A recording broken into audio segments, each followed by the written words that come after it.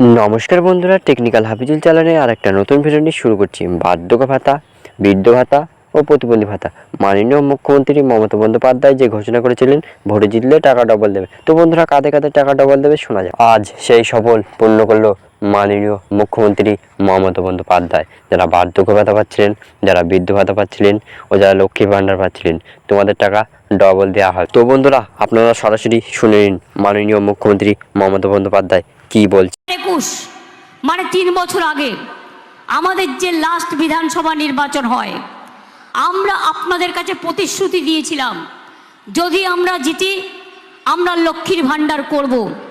আমরা লক্ষ্মীর ভাণ্ডার করেছি। আমরা বলেছিলাম কৃষকদের বছরে 10,000 টাকা করে দেব, সেটা দিচ্ছি।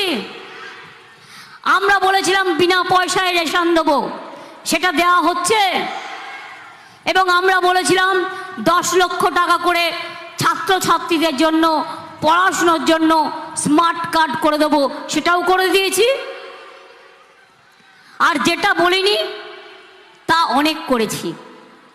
আপনারা জানেন ক্লাস 9-এ উঠলে ছেলেমেয়েরা সবুজ সাথী সাইকেল পায় বিনা পয়সায়। যখন ক্লাস 12-এ ওঠে তখন তারা কি পায়? স্মার্টফোন পায় বিনা পয়সায়, পড়াশোনা করতে সুবিধে হয়। আসছে বার থেকে আমরা একটা ক্লাস 11-এ দেবো, যাতে 11-12 দুটো ক্লাসই তারা পড়াশোনাটা ভালো করে করতে পারে। আমি আপনাদের একটা কথা বলি, আমরা যেটা বলেছি আমরা কিন্তু সেটা করেছি। এবং আরও অনেক, মেয়েদের বিয়ে না হলে 25,000 টাকা দেওয়া হয় রূপশ্রী। ওল্ড এজ পেনশন দেওয়া হয়েছে প্রায় 28 লক্ষ লোকের।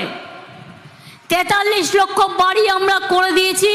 কিন্তু আগামী দিনেও 3 বছর ধরে গভর্নমেন্ট অফ ইন্ডিয়া বিজেপি সরকার 100 দিনের কাজে টাকা দেয় না, জলে টাকা দেয় না, খাদ্যে টাকা দেয় না, স্বাস্থ্যে টাকা দেয় না, রেশনে টাকা দেয় না, এবং মনে রাখবেন বাড়ি তৈরিতেও টাকা দেয় না।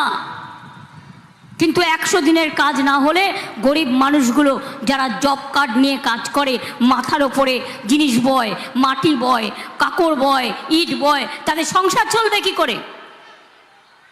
এবং সেই জন্যে 100 দিনের যে টাকা বাকি ছিল 69 লক্ষ পরিবারকে আমরা ইতিমধ্যেই দিয়ে দিয়েছি। কি পেয়েছেন কি পাননি? পেয়েছেন কি পাননি? পেয়েছেন 100 দিনের কাজের টাকা। যাদের টাকা বন্ধ ছিল সব টাকা দিয়ে দাও।